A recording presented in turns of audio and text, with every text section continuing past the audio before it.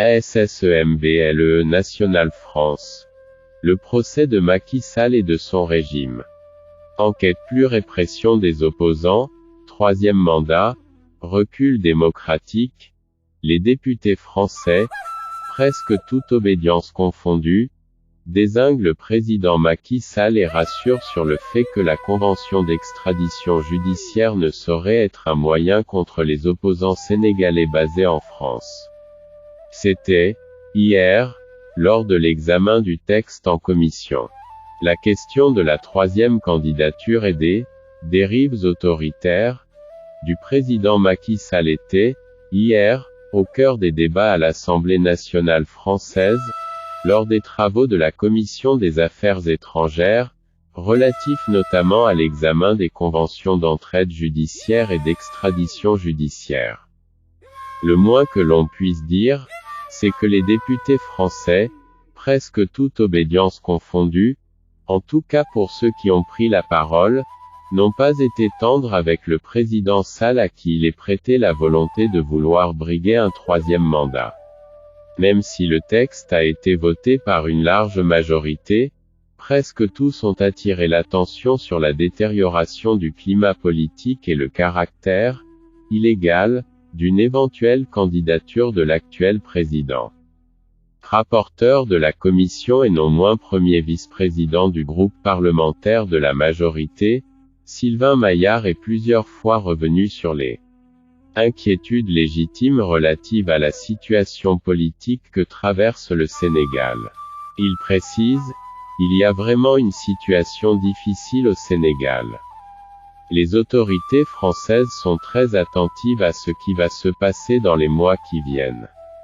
Pour l'élection présidentielle, il y a un doute sur le fait de savoir si Macky Sall va tordre le bras à la Constitution pour vouloir se présenter une troisième fois.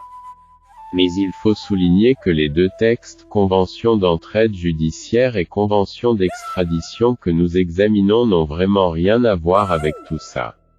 Au contraire, elle garantit une meilleure entraide entre la France et le Sénégal. Elle présente également toutes les garanties pour que ça ne soit pas instrumentalisé ni dans un sens ni dans un autre. Voilà la réponse servie par le rapporteur à beaucoup d'intervenants ayant émis des craintes relatives à une possible instrumentalisation des dites conventions pour réprimer les opposants politiques au régime, en particulier ceux basés en France. Pour Ercilla Soudet, député de la France insoumise, la menace terroriste, un des domaines visés dans les deux textes, ne doit pas être un prétexte pour couvrir les velléités de maintien hégémonique d'un pouvoir qui se meurt.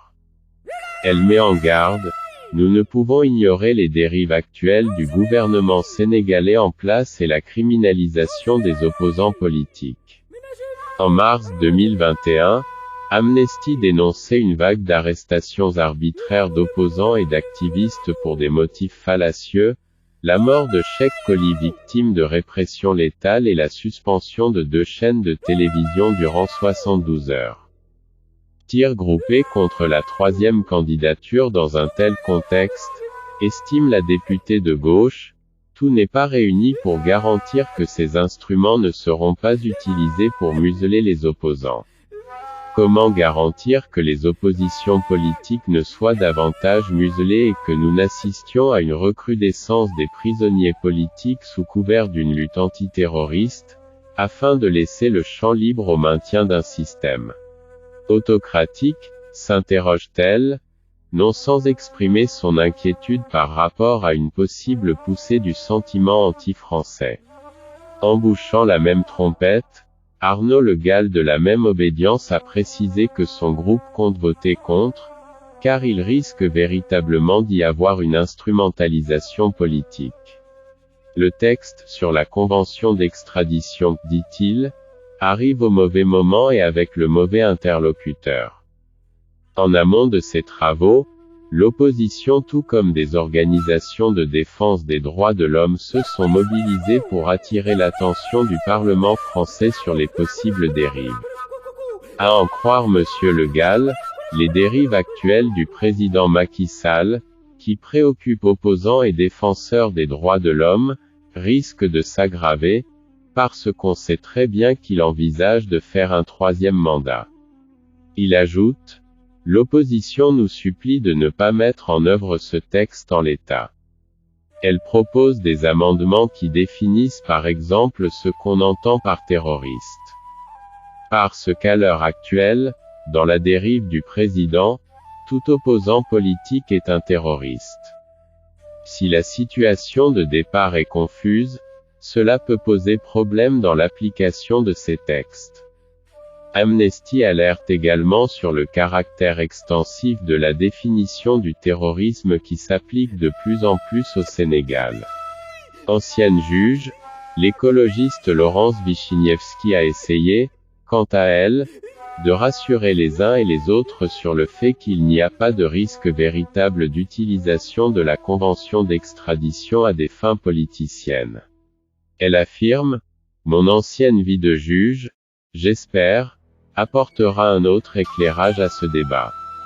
L'objet de cette convention est de moderniser un accord qui existe déjà et qui date de 1974. Quand on pense au contexte de criminalité actuel, on ne peut qu'être favorable à cette amélioration de notre coopération judiciaire avec le Sénégal. S'il est vrai que la situation politique peut amener à se poser des questions légitimes, il faut faire confiance au juge. Je rappelle que le politique n'est pas le juge et le juge n'est pas le juge n'est pas le politique. Le juge français, le garant contre une possible instrumentalisation. Malgré ces assurances, le député Aurélien Taché soutient que l'accord sur l'extradition doit être regardé de plus près. Par exemple, explique-t-il, s'il s'agit de l'exercice d'une peine ou d'une poursuite pénale, le projet de convention stipule que si les infractions reprochées sont de nature militaire ou politique, il existe un droit obligatoire de refuser l'extradition. Mais, demande-t-il, quel est le périmètre exact d'une infraction politique dans un pays où le pouvoir exerce un contrôle de plus en plus autoritaire sur ses citoyens? En effet, Macky Sall, président de la République, semble peu enclin à laisser son siège lors des élections de 2024, alors que la Constitution limite le nombre de mandats consécutifs à 2. La stabilité de ce pays souvent présenté comme un modèle dans la région est ainsi mise à l'épreuve. Pour étayer son propos, le député de la NUP convoque les différentes condamnations des opposants politiques et la répression des manifestations. Les responsables de l'opposition ont presque tous eu affaire avec la justice. Le gouvernement n'a pas hésité à utiliser des blindés contre la foule. Le ministre de l'Intérieur traitant les manifestants de terroristes a suspendu d'ailleurs 2 chaînes de télévision pour avoir diffusé des vidéos des manifestations et a coupé Internet à plusieurs reprises. Enfin, la dizaine de morts et la centaine d'arrestations témoignent de la violence de la répression, souligne M. Taché, qui a dénoncé les arrestations de leaders de l'opposition, lors des manifestations du 17 juin, veille des législatives. Notre rôle n'est certes pas de se mêler des affaires de politique intérieure du pays, cependant, la France doit rester garante des principes démocratiques qui construisent notre image à l'international.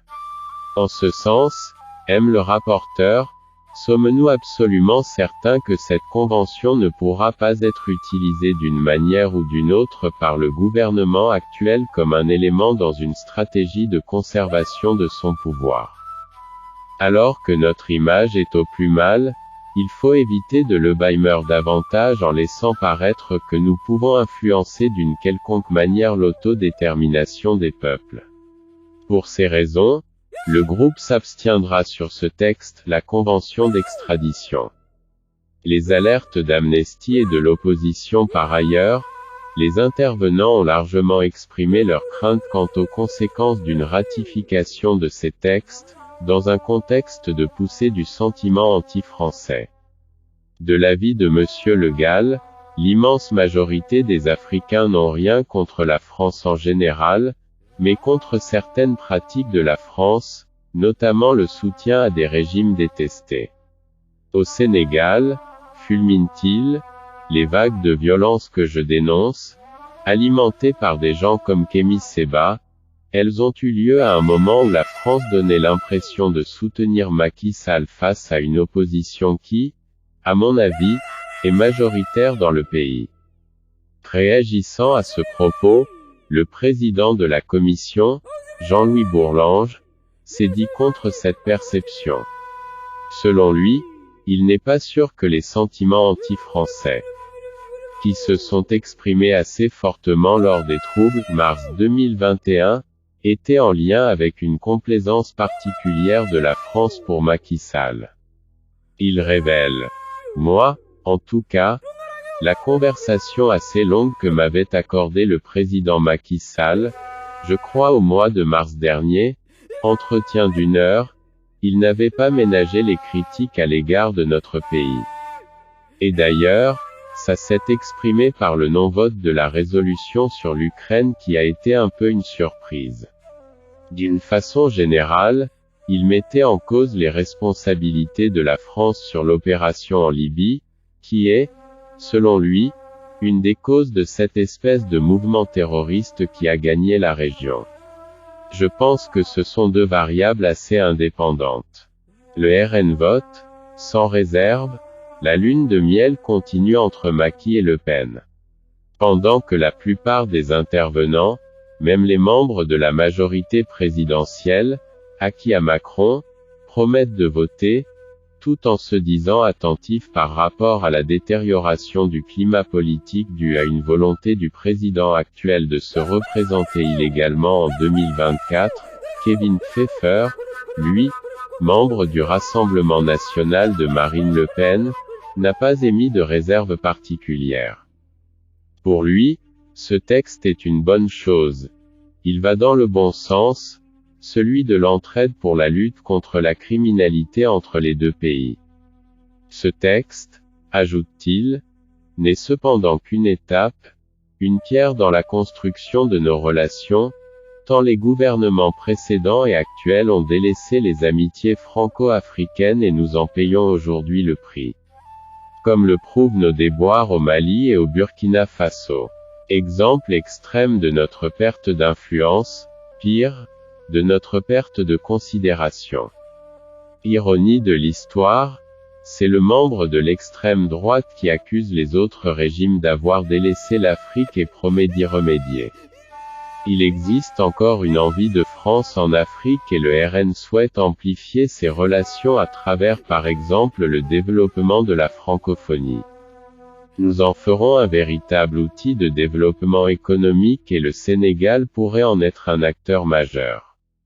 Nous prêtons une attention toute particulière à ce pays que notre présidente a visité la semaine passée.